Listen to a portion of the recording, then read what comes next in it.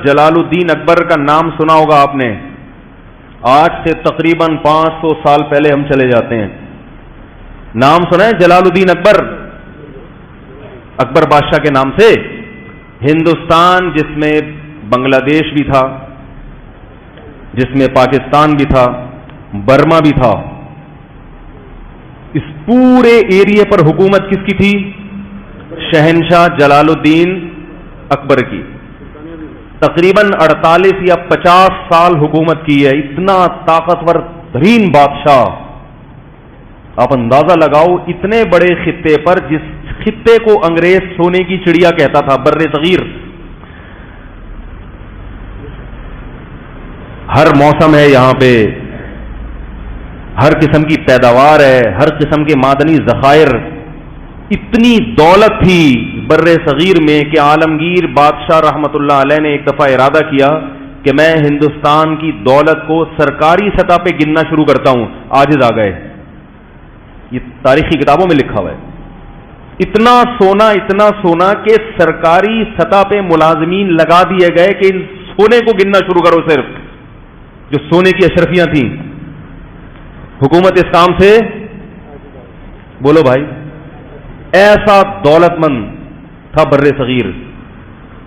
یہ ساری دولت کہاں ہے پتہ ہے آپ کو؟ گورے لے گئے. جو گوروں نے ترقی کی، آج مسلمانوں کو تانا دیا جاتا ہے کہ تم ترقی میں پیچھے، تو وسائل تو جب سارے وہ لے گئے ہیں تو ہم تو چپڑاسی کا کام کر سکتے ہیں. بھائی جس کے پاس پیسہ ہو ترقی تو وہ کرے گا نا. پیسہ نہیں ہے تو آپ اس کی فیکٹری میں ملازم لگ سکتے ہو میرے بھائی، وہ فیکٹری تو وہ لگائے گا. تو یہ اسلام یا مسلمانوں کی وجہ سے نہیں ہے، ہمارے سارے وسائل. تو تنزل کیوں ہوا؟ ہمارے حکمرانوں نے ایسے کام کرنا شروع کر دیے تھے جن کی کوئی لاجک. جلال الدین اکبر بہت طاقتور بادشاہ تھا. اب بادشاہ کے دربار میں ہر قسم کے مولانا لوگ ہوتے ہیں. جو اہل حق علماء تھے وہ بادشاہ سے دور ہو گئے. یہ بہت اہم بات ہے، اللہ کرے کسی طرح دماغ میں اتر جائے. جو اہل حق لوگ تھے نا، وہ یہ کہتے تھے کہ بادشاہ سے قرب حاصل کرنا یہ دنیا پرستی ہے، یہ حکومت کا پٹھو بننا ہے. ہم بادشاہ کا قرب حاصل نہیں کریں گے، کیونکہ بادشاہ لوگ اکثر عیاش ہوتے ہیں. دولت آتی ہے تو عیاشی بھی ساتھ میں آتی ہے. اب اس بارے میں جو نبی کی تعلیمات ہیں وہ کیا ہیں کہ وہ فاسق ہو فاجر ہو، آپ محبت کے ساتھ اس کو نصیحت تو کر سکتے ہیں، لیکن اس کا معاملہ کس پہ چھوڑیں گے آپ؟ اللہ پہ. ڈنڈے کے زور سے اس کو درست کرنے کی کوشش نہ کریں. اس کی عزت احترام اور اس کی اطاعت سے ہاتھ نہ کھینچیں، کیونکہ مسلمانوں کی جو یونٹی ہے، اتحاد ہے، وہ پارا پارا ہو جائے گا. تو اہل حق علماء جلال الدین اکبر سے پیچھے ہٹنا شروع. نتیجہ کیا نکلا کہ درباری مولویوں نے جگہ بنانا شروع کر دی. سمجھ میں آ رہی ہے بات؟ تو درباری مولویوں میں رافضی بھی تھے، شیعہ بھی تھے، سنی بھی تھے. ان کے آپس کے جھگڑے دربار میں. ایک جلال الدین کو بتاتا کہ حضرت ابو بکر معاذ اللہ نقل کفر فاسق تھے، معاذ اللہ حضرت عائشہ معاذ اللہ ایسی تھی. دوسرا بتاتا کہ نہیں یہ غلط ہیں. پھر جو سنی تھے ان میں وہی مقلد اور غیر مقلد کا فرق بھی تھا. جو غیر مقلد تھے وہ اپنا مسلک اس کے سامنے بتاتے، جو مقلد تھے وہ اپنے آپ کو درست ثابت کرتے. اور پھر اس کے علاوہ ہندو بھی تھے، کیونکہ ہندوستان میں سکھوں اور ہندوؤں کی کثرت تھی. مسلمان تو 20% تھے بمشکل. تو وہ لوگ بھی تھے، وہ اپنے الگ ان کو بھی ساتھ لے کے چل رہا تھا جلال الدین اکبر نے کہ سکھ بھی ناراض نہ ہو، ہندو بھی ناراض نہ ہو. ادھر مسلمان جو علماء تھے یہ لالچی تھے بہت زیادہ. جلال الدین اکبر کو احساس ہو گیا کہ یہ کیا ہیں، جتنے میرے دربار میں چاہے وہ سنی ہو شیعہ ہو، یہ ہیں کیا؟ ان میں ایک چیز قدر مشترک ہے کہ یہ سب مکھن لگانے والے مولوی ہیں. یہ جو میرے قریب ہیں ان کا ذاتی مفاد ہے اور سب ایک دوسرے کی ٹانگیں کھینچنے میں، بولو بھائی، لگے ہوئے. مخلص آدمی تھا مگر کنفیوز ہو گیا. اس کی کنفیوژن کا فائدہ غیر مسلموں نے اٹھایا. کہتا تھا یہ صحیح ہے، وہ صحیح ہے، فلانا صحیح ہے، ڈمکانا صحیح ہے. سب ایک دوسرے کے خلاف ایک برگلاتے رہتے تھے. بیزار آ گیا کہ کیا صحیح ہے، وہ کنفیوز ہوتا رہا. پھر ادھر سے سکھوں نے اور ہندوؤں نے بھی اس کو، تو آہستہ آہستہ وہ بگڑنا شروع. قصہ مختصر بتاؤں گا. ایسا بگڑا ہے کہ لبرل پنے کی انتہا کو پہنچ گیا. اس نے کہا یہ سب صحیح ہے. اگر کہتا سب غلط ہے تو بھائی حکومت غلط لوگوں پہ کر رہے ہو تم. ٹھیک ہے نا، بادشاہ کا کام ہوتا ہے نا سب کو جوڑ کے چلنا. اس نے کہا سب کیا ہے، صحیح ہے. اسلام بھی ٹھیک ہے اور ہندو بھی ٹھیک ہے، سکھ بھی ٹھیک ہے. بیزار آ گیا دین اور مذہب سے، یہاں تک کہ ایک وقت آیا کہ کلمے کا اس نے انکار کر دیا.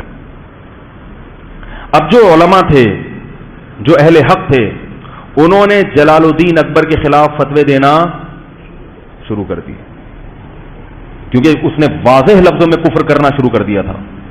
خنزیر کی پوجا کرنا شروع کر دی اس نے، خنزیر کی عبادت. اتنا براڈ مائنڈیڈ تو ہمارے زمانے میں بھی خنزیر کی ختنے پر پابندی لگا دی. بہت سارے الٹے الٹے کام کہ آج روح کانپ جاتی ہے، ایسا ہو گیا تھا. تو جب اس نے کفر کرنا شروع کیا اور بالکل واضح، تو علماء نے اس کے خلاف، بولو بھائی، بغاوت ہو نہیں سکتی تھی. اتنا طاقتور تھا کہ ذرا سی اس کو بھنک پڑ جاتی، اس کے سر قلم. بہت پاورفل آدمی تھا. 48 سال جس نے حکومت کی ہو معمولی تو نہیں ہے نا، اور بادشاہوں کے خاندان میں پیدا ہوا ہو، حکومت کرنا جانتا بھی ہو. تو نتیجہ یہ نکلا کہ آہستہ آہستہ ہندوستان میں جو عدالتوں میں اسلام رائج تھا وہ بھی عدالتوں سے ختم ہونا، کیونکہ پہلے حکومت خراب ہوتی ہے پھر لا چینج ہونا شروع ہو جاتا ہے. علماء اس کے خلاف ہو گئے. کوئی عالم اگر اس کو سمجھانے کے لیے، بادشاہوں کو جب بھی سمجھایا جاتا ہے تو پہلے ان کی عزت اور تعظیم، بادشاہ کو سمجھانے کا وہ طریقہ نہیں ہوتا حکومت کو سمجھانے کا جو ایک ملازم کو سمجھانے کا ہوتا ہے. کیا خیال ہے بھائی؟ ملازم کو آپ ایک دفعہ بولے کہ بھائی انسان کا بچہ بن جا، تیرے کو میں نے کیا کر گیا تھا، میں اس پہ وہ اپنی بے عزتی محسوس نہیں کرے گا. بادشاہ کو اگر آپ بولے گے انسان کے بچے بن جاؤ، اس کے منہ پہ جب آپ ایسے بولو گے تو وہ آپ کو کچھ اور بنا دے گا. اس موقع پر مجدد الثانی، الف ثانی کا مطلب دوسری 1000ویں صدی، 1000 سال ختم ہو چکا تھا اور دوسرا 1000واں ہجری کا. حدیث میں آتا ہے نا اللہ تعالیٰ ہر صدی کے شروع میں کسی ایسے مجدد کو بھیجے گا جو دین کی تجدید کرے گا. یہ صحرا مجدد الثانی رحمۃ اللہ علیہ کے سر جاتا ہے اور اتفاق سے وہ بھی حنفی تھے. میں پھر بھی کہہ رہا ہوں میرا مقصد اس کو ہائی لائٹ کرنے سے آپ کو حنفی بنانا نہیں ہے، احناف کا بغض آپ کے دلوں سے نکالنا ہے کہ یہ کارنامہ بھی کسی حنفی کے کھاتے میں گیا ہے، ورنہ ہندوستان میں اسلام تہس نہس ہو گیا تھا. یہ وقت کے بہت بڑے عالم تھے اور تصوف میں بھی انتہا کو پہنچے ہوئے تھے. تصوف کا تذکرہ بھی اس لیے کر رہا ہوں تاکہ تصوف کا بغض جو آپ کے دلوں میں بھرا ہوا ہے نا وہ بھی نکالوں. صوفیوں کی 2 قسمیں ہیں، ایک بدعتی اور ایک قرآن و سنت کے پابند. آپ تصوف کا سرے سے ہی انکار کر دو، یہ غلط ہے، یہ غلو ہے، یہ مبالغہ ہے. دین کی خدمت میں، دین کو بچانے میں جہاں مجاہدین کا بہت بڑا کردار ہے، صوفیاء کرام کا کردار بھی کسی سے کم نہیں ہے. اور جہاد میں بھی صوفیاء کا بہت بڑا کردار ہے. اکثر بڑے بڑے جو اسلامی تاریخ میں ہیروز گزرے ہیں وہ کسی بزرگ سے ان کا باقاعدہ اصلاحی تعلق تھا اور کسی کی صحبت میں رہ کے انہوں نے اللہ اللہ کرنا سیکھا تھا. جب تک اللہ کے عشق کی چنگاری بزرگوں کی صحبت میں رہ کے دل میں نہیں لگتی اس وقت تک اتنے بڑے کارنامے انجام دینا انسان کے لیے بہت مشکل ہے. خشک علم جو ہے نا، خشک علم، یہ انسان سے کوئی بڑا کام نہیں کرواتا. تو مجدد الافسانی رحمۃ اللہ علیہ نے پورے بر صغیر کا سفر کیا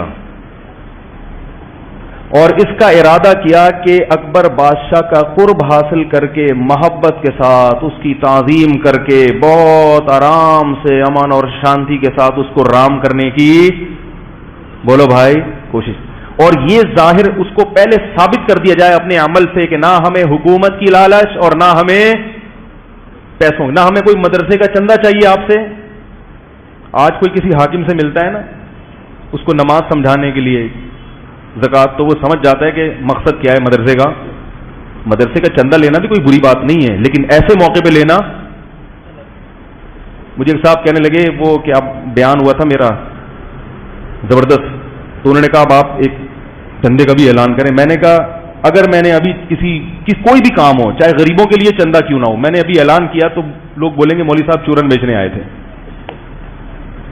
کیا بیچنے آئے تھے؟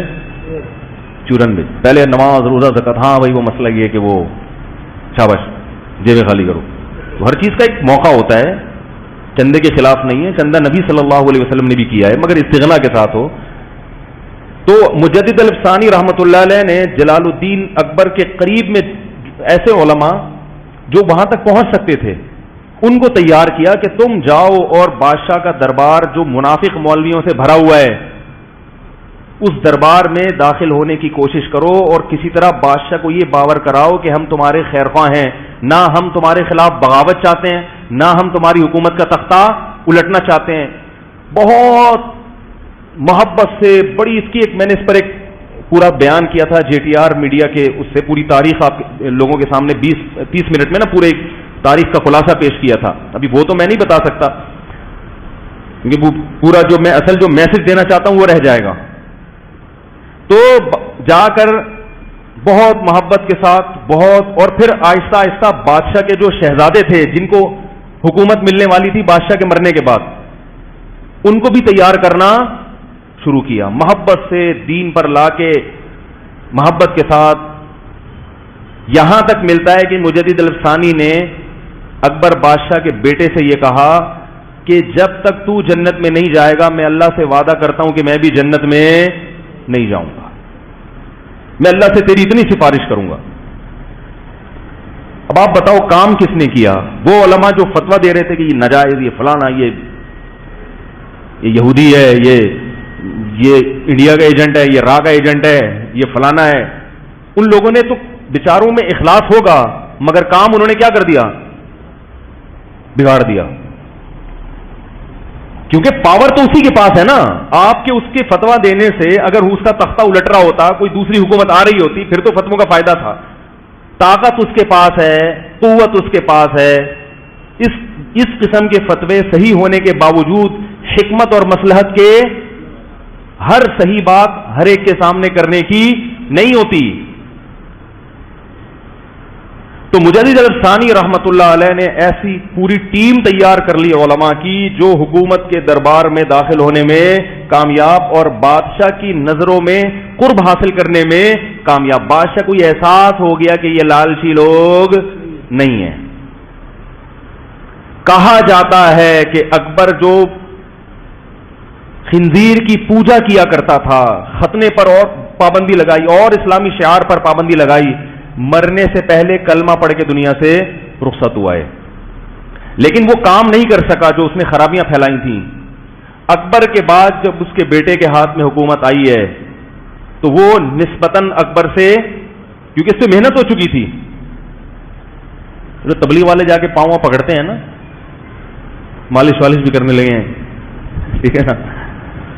ہمارے ایک استاد کہہ رہے تھے دیکھو بھائی بھائی کرتے کرتے پوری دنیا میں سب سے بڑی تنظیم بن چکی ہے، پوری دنیا کی سب سے بڑی تحریک، نہ کوئی بیچاروں کے پاس دلائل ہوتے ہیں، نہ حدیثوں کے حوالے ہوتے ہیں، نہ قرآن کی آیتیں ہوتی ہیں، صرف اخلاق اور بہت سیدھی دعوت کہ بھئی کلمہ پڑھا ہے،